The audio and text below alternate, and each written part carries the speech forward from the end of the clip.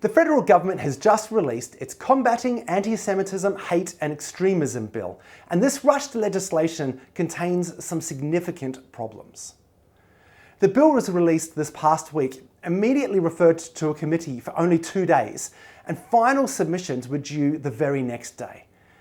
Parliament has been recalled for this coming week to vote on the bill only 1 week after anyone even saw the first text.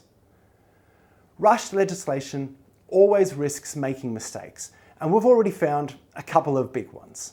Most importantly, this bill creates a new offence of publicly promoting or inciting racial hatred that attracts a 5-year prison sentence. Unfortunately, this legislation is drafted so broadly that it will capture far more than inciting violence, including disseminating ideas of superiority. The test as to whether a person has broken this law is not if they have actually incited violence or even have caused fear of violence. It is if a member of the targeted community might feel fear, intimidation, or apprehension.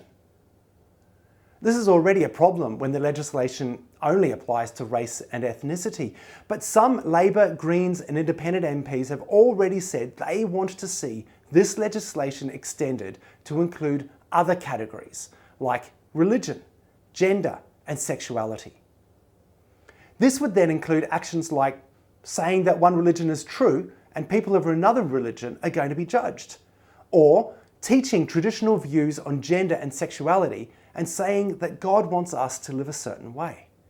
Both of these could be claims of superiority that could cause intimidation or apprehension and could therefore attract a 5-year prison term.